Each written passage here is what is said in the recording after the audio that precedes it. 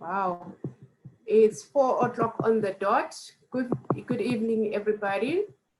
We are ready to kick off. I would like to welcome everyone to our online series of talks titled Learning in Interesting Times, aimed at equipping profs with information and motivation to finish off this academic year even stronger. My name is Mpho Mutloung. I'm a Senior Programs Officer at Jakes Gerwel Fellowship, and I'm happy to be having this chat with you today. We are live on Facebook. We are also on Zoom. Please take this moment to remind your friends and everyone else who you think should be here today to do that.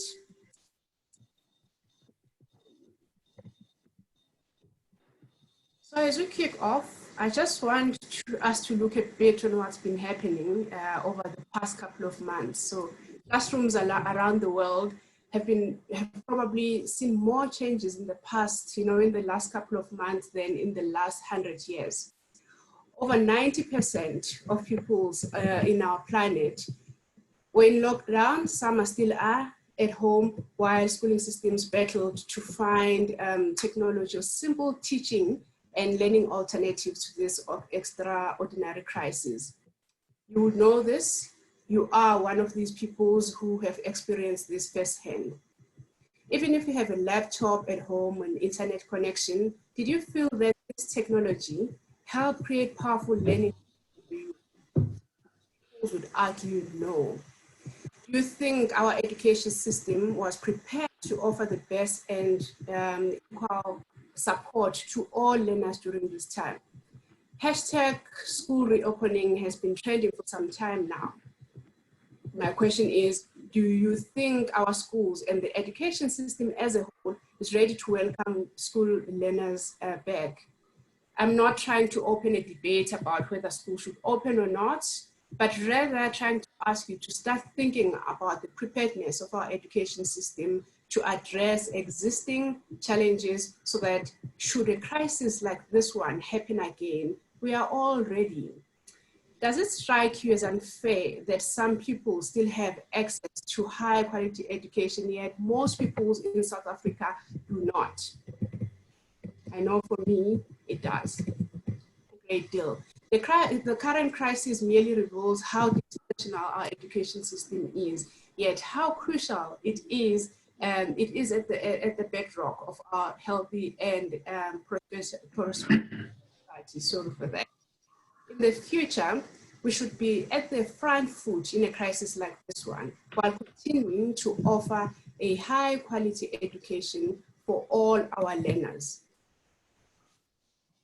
And this is exactly what we are about, to be honest, as Jakes Gerwel Fellowship, where we believe that, actually nurturing high expert teachers who embrace innovation and can lead the kind of change that our educational sector so desperately needs. To support you, we offer a full university scholarship that provides extensive mentoring and leadership development. And most importantly, engaging an incredibly powerful community of expert teachers, educational leaders, and social entrepreneurs to walk alongside with you, tackling the biggest challenge of our generation. For most, it's been a little challenging, not very much. It's been very challenging to plan the year, and COVID-19 and lockdown hasn't made it any easier for most to plan their future as they typically would under normal circumstances. Learning in Interesting Times is a series that will bring you 2 power weeks of talks where in the first week, which is this one, we'll explore accessing university in 2021. We have invited speakers from 4 partner universities to speak to you about how to access university, how to apply to them for next year, and how they are preparing to continue making their institutions a university of choice for you. Your questions around application processes, which academic report to submit will be addressed there. The week beginning in 9 June, and please diarise this so that you don't forget it, we'll look at purpose-driven scholarships. what values they uphold to make South Africa a better place, what kind of candidates they select, and what mission drives the work that they do. Today is about starting right, setting the right mood that will prepare you to change gears and look at the reality afresh. So you are here today joining us from all corners of South Africa, and we would like to hear from you. If you have any questions, any comments, or anything you'd like to share with us right now, we are on social media, on Twitter, that's our handle at Jakes Gerwel Fellowship. We are also live right now on Facebook, and just make sure that your friends are aware, like I've been saying. If you're on Zoom, please use the chat and Q&A section to drop all your questions and your comments. All our videos after each series will be made available on YouTube. So make sure you subscribe there so that you don't miss out on anything. Spread the word, please engage online and share with anyone that would benefit from this. 2020 has been difficult. I keep repeating this word because it's how I've been feeling a lot of times. A lot of students and teachers are looking for ways to prepare for the future, but it's not easy to plan for a future that you are uncertain about, which is why we have invited Professor Jonathan Jansen today as our guest. Professor Jonathan Jansen is an internationally renowned education academic, best-selling author, public intellectual, and former Vice Chancellor of the University of Free State. He is currently a distinguished professor in the Faculty of Education at Stellenbosch University. He is also a chairperson of our board, the Jakes Gerwel Fellowship. Professor Jansen recently wrote a widely shared letter to the grade 12s, offering some helpful guidance to help them beat this Matric academic year. And this afternoon, we are really excited to have him share some of his wisdom with us. Professor Jansen, welcome. We are excited to have you. And over to you, sir. Thank you, Paul, and for this wonderful opportunity to speak to the, I'm told, the grades 11 and 12 mainly, among students in South Africa. It is a great privilege to speak with you today. I have, in the course of my career, spoken to, I suppose, tens of thousands of students, normally at their schools, from the platform, play the piano, tell a few, really weak jokes, and then share one or two big ideas. This is different, of course. I'm sitting behind the screen in my home, and I have to imagine you as an audience somewhere out there and share the message. So it's a little different, but I'm going to try my best. What I would like to do is to start with a quote by a man I really admired. He was assassinated, unfortunately, and his name is Robert Kennedy, then the Attorney General of the United States of America. And Robert Kennedy, just give me a quick second. I just installed a new a new printer, and it's making a noise in my ear. 1 second while I figure out how to switch it off.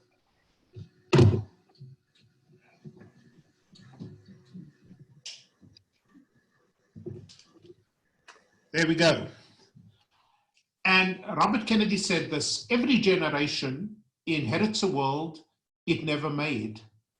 And as it does so, it automatically becomes the trustee of that world for those coming after. Let me repeat that. Every generation inherits a world it never made.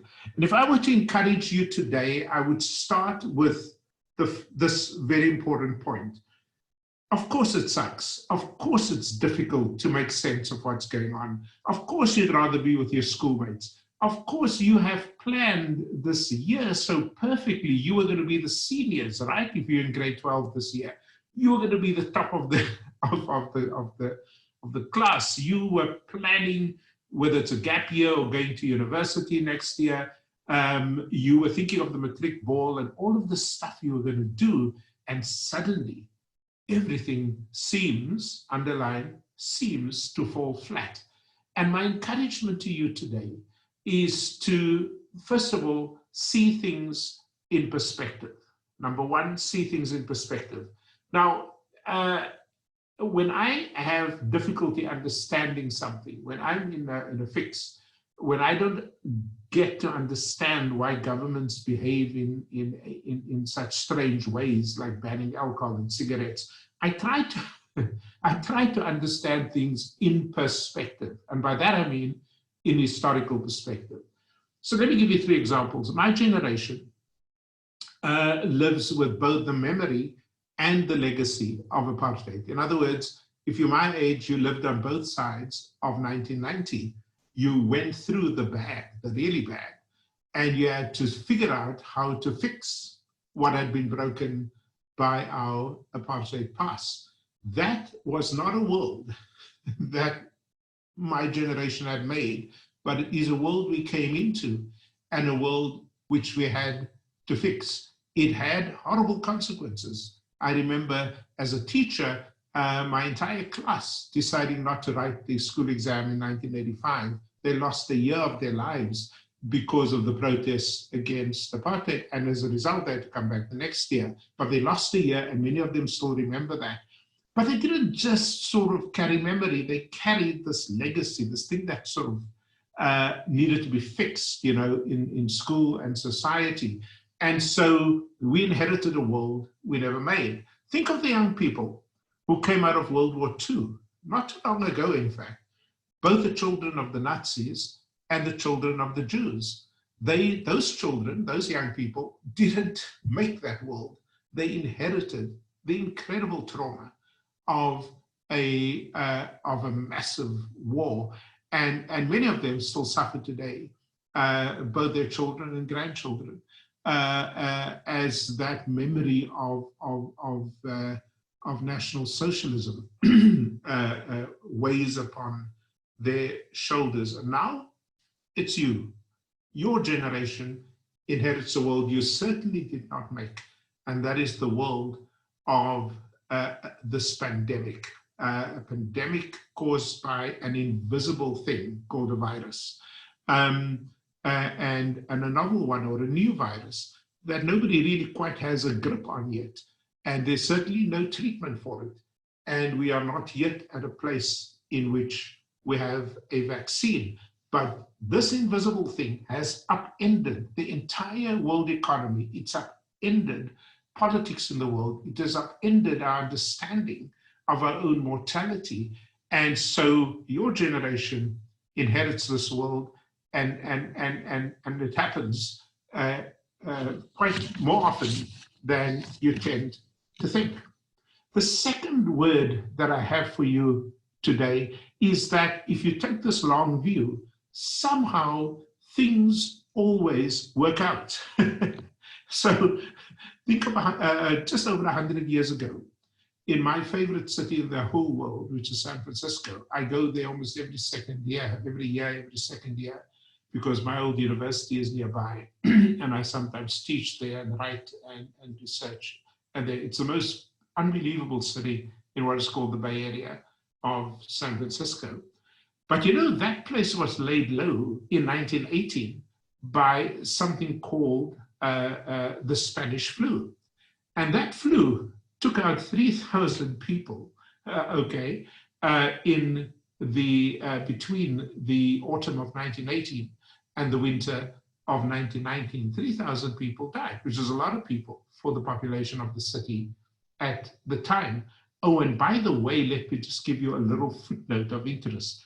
One of the reasons the number of infections due to influenza spiked in San Francisco 100 years ago is because they opened too early. They shut down, people wore masks, they opened too early, and they took out, you know, a big chunk of the population. As they say,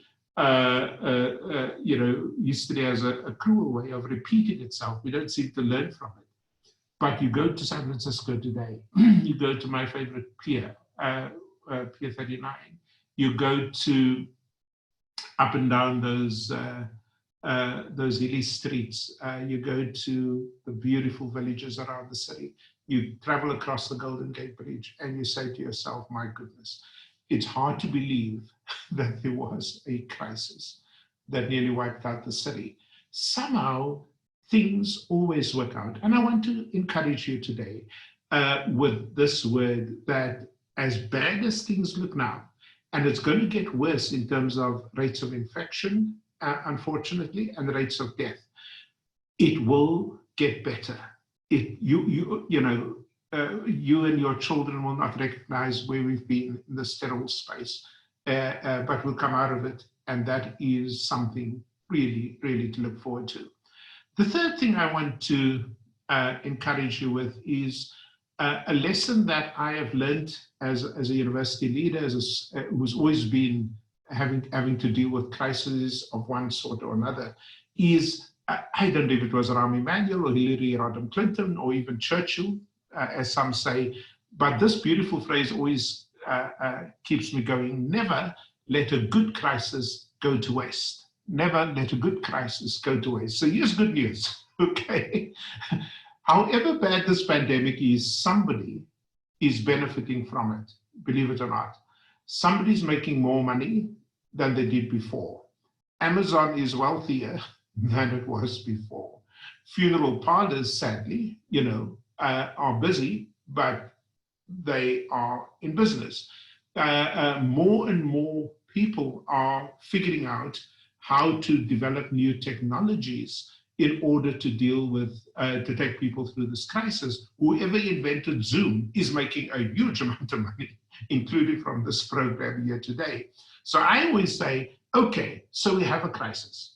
Now, how can I make sure that I get the best or the most out of it in order to benefit other people, in order to progress my own learning, and so on and so forth? Somewhere in here, there is a good crisis in which we can use it to benefit the future.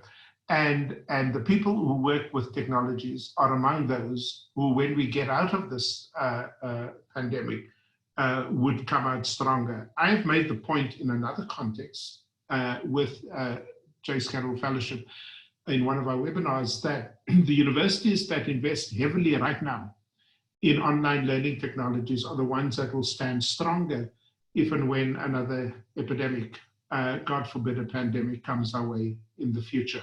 You can come out stronger by asking the question, what is it? Now, sometimes it's small things. I have a very active Facebook social media page, and I'm always amazed at somebody saying, you know what, I never knew how to bake a cake.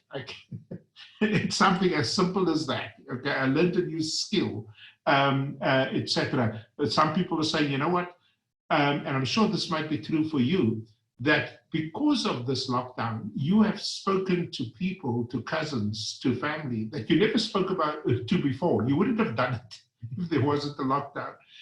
There's something good to take away, to create, to come out of this pandemic.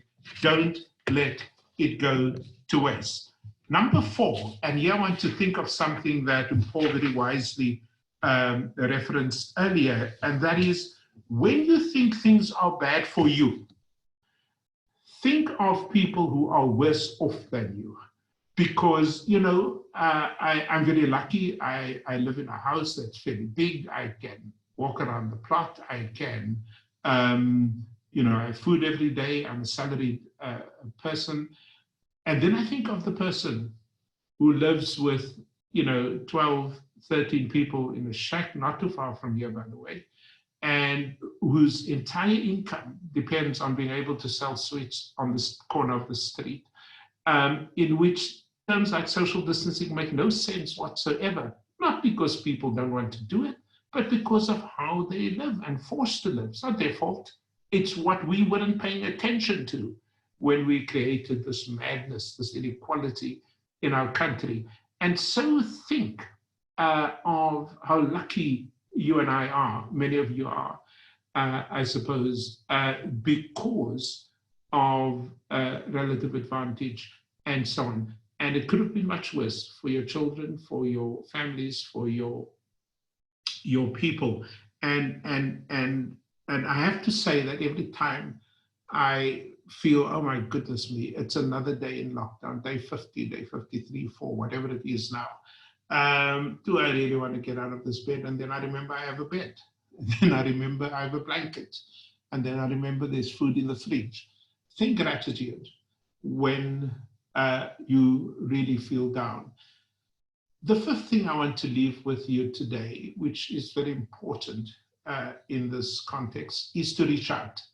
Now, you know, if you become so self-absorbed because of the crisis, if you think only of yourself, if your thoughts only turn to your family, the things and the people, the loved ones you protect, I don't know whether there's a lot of joy in that, you know, because somehow I feel compelled all my life, even when I had nothing, to be able to reach out and give to those who are even worse off. And as I often say, the best time to give is when you have nothing, because then you give of yourself.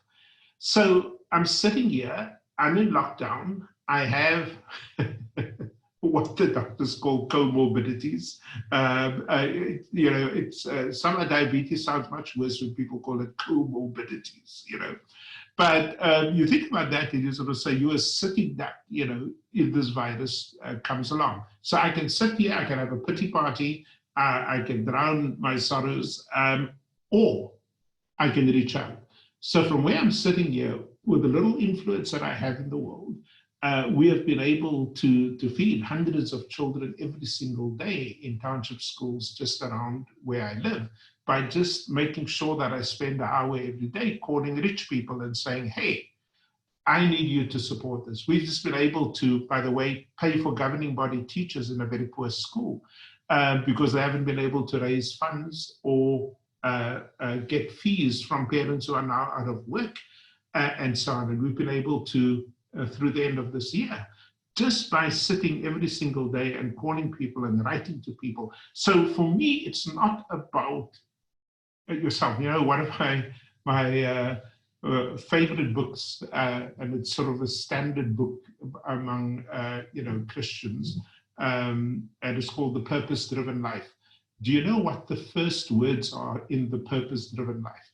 It will change your mind. The first words in that book is, it's not about you. It's not about you, and it isn't. We're not on the planet for ourselves to feed our own faces, to make sure that we're happy and everybody else, you know, comes second. No, that's how Trump thinks. How a human being thinks is that I don't come first, my country doesn't come first, other people come first. Those who are left out in the cold come first. The foreign national, you know, hunkered down in a camp in Strandfontein comes first. The homeless person comes first. And when you do that, when you stop being preoccupied with your own misery and you reach out to those who are in need, let me just tell you something. It makes a huge, huge difference, and so on. The next thing I want to suggest to you is that really take care of yourself as well in this crisis. It doesn't contradict the earlier point about reaching out, but you can only reach out to the extent that you have fortified or strengthened your own spirit. Now, I've done something which it's turning out to be one of those interesting projects I've ever done. Some of you might be aware of it as school students. And that is, I put on my Facebook and Twitter account an invitation for young people to write a page on what does it mean to learn under lockdown. In fact, the title of our book is going to be Learning Under Lockdown. And you know, I've read many of those stories now as I prepare to edit the book, which will be out, by the way, in June. This is going to be a record time to publication. And the book will be in every CNA store, so you heard it here first. And all of us who are working on this are doing it for free, including the printer and including the boss of CNA, Benjamin Trisk. You know what I read in all those stories from students? Almost every story said, I'm lonely, I'm anxious, I'm fearful. And you know, I want to acknowledge that today. I want to say to you that I heard you in those very powerful, very emotional stories. And in order for you to reach out, you've got to take care of yourself first. Now, unfortunately, this word social distancing is a bit of, I understand why medical people use it, but it's the wrong word, because we shouldn't be social distancing. We should be physically distancing from each other. In other words, physically staying apart, because that's how the virus tends to travel. But socially, you don't need to be separate. Socially, pick up the phone. Socially, speak to someone. Socially, get help. Socially, sort out problems with those around you, if it's family members and so on. But don't sit alone in your room and burn up, in order to reach out, as I said, you've got to take care of yourself first. There's this really interesting thing. When I first traveled by plane, I remember freaking out because as the air hostess made the announcement, he or she would say, in the unlikely event of an emergency, the oxygen mask will fall from the roof on top of you. Put on your own mask first. Now, that is counter to everything that I believe, because as a human being, you first want to put on the mask of the kid, right? And next to you, and then you put on your own mask. But actually, there's wisdom in that.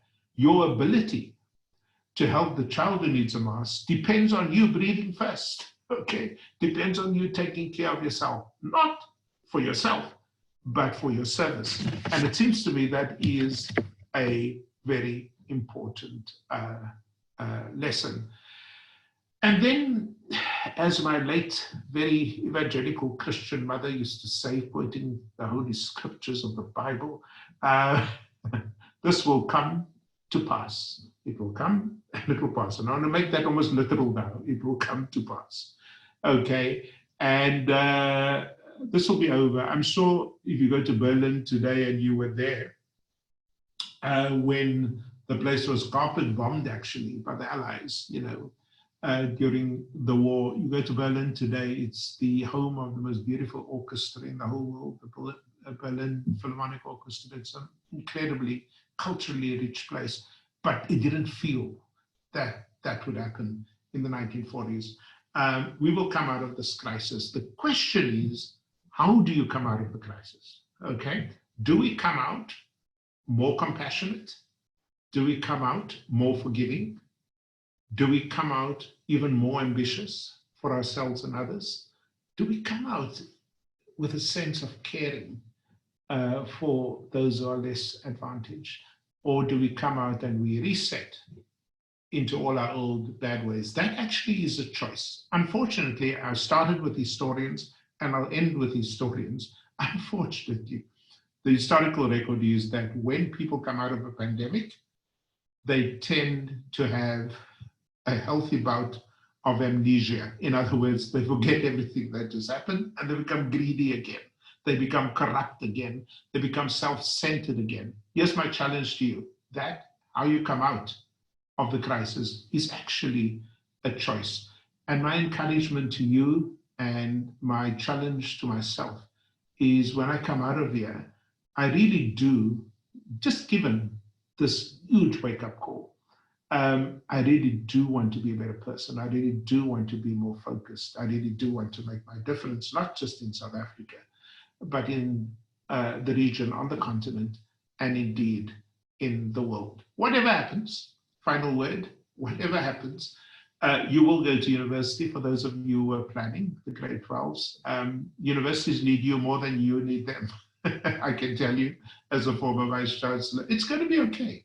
There will be funding for those of you applying time, whether it's through NSFAS or through, if you're, and I hope you are a successful fellow in the Jakes Gerwel Fellowship, but it will work out, okay?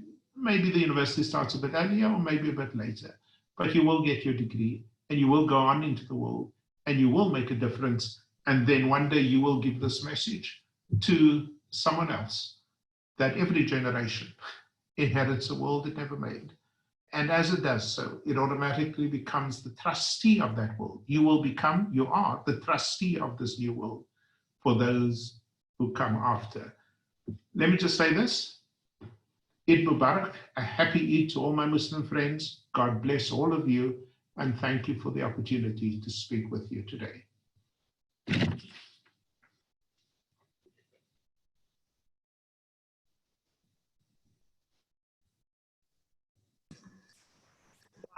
Thank you so much, Professor. That was profound. And that quote really made me think. I think two things for me. When I said this conversation to young people was about how they can prepare to come out stronger in this year of a pandemic. And what I'd like to say from what you just said is that coming out stronger is a choice.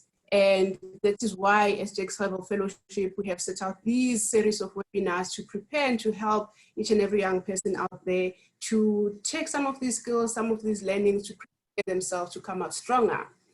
It's your own definition of what you want to make out of stronger. It's up to you. But Professor, I think you just emphasized that it is a choice, how you want this pandemic and this crisis to define you. So now it's time to answer some of the questions that people have been sharing with us through Zoom, through live Facebook as well. But to kick off, I have a question for you, Professor, and please allow me to take you back to your school years and tell us who was your favorite teacher and why? Oh, you know, I've spoken about this often in Paul and written about it. My favorite teacher was my Latin teacher. Can you believe I did such a silly subject called Latin? And the reason he was my favorite teacher was not because of the Latin, but because of the love for learning that he inspired in me. He one day took me apart and said, and I didn't, you know, I was pretty average, you know, I was up there in the middle somewhere. My goal in going to school was to play soccer. I had no other ambition. And then he called me aside one day and he said to me, you know, you pretend you know nothing, but you're very smart. You have potential. I didn't know what potential was. Asked my mother, and she said, you don't have to play soccer for the rest of your life. This is before Google, so I didn't know what the word, you know, I couldn't look up the word. And just because he took a second during a soccer match in the break to tell me what I could do, it changed my entire attitude towards myself, my learning. I became more confident and so on. And that is why I believe that the role of a teacher is not just to teach you math or science or languages. The role of a teacher is really to inspire you, to make you enjoy learning and to open up the possibility. Because, you know, if you're a poor kid, the horizon in front of you is right there. You don't see far. You see only as far as your parents have traveled with education. So that is why I do what I do with you today. It's a lifelong mission. If I can just encourage you, if I can just sort of, and all the people listening here today, this is true, you're much smarter than I can ever be. And that is why I believe, you know, that's the role of a teacher, to motivate. Wow. Awesome. My favorite teacher was Miss Ngonyama, and I hope I'll share the story for another day, but it was along the lines of inspiring, and she really made me believe in myself when most of the people in my area were dropping out at grade 10. I ended up finishing grade 12 and going to university. And I just want to give a shout out to her, and she's listening as well. Let's take some of the questions, Professor. We have Mihle, who asked this on Zoom. Mihle says, June examinations are cancelled. What are grade 12s going to apply with if they were depending on June results? Right. So again, bear in mind that there's two groups of people aware of the problem, right? The one is the school and the department. The other is the university. So if you apply to university, most of you in grade 12 would already have been accepted provisionally on the basis of an earlier result. For most schools, that was the June grade 11 results. So my advice to university principals has been, accept the students on the basis of their provisional results, just in case, okay, we are shut down again in a second or third wave. I hope that doesn't happen, but in the event it happens, so that students have security. You know, I apply to WITS or I apply to Stellenbosch, wherever the case, UWC, and and I know I was provisionally accepted, well, make it real. And then figure out a way of making up the gap in learning that students might have lost this year. My advice, as you probably know, to the department was don't try and rush the reopening of schools. Safety first, okay?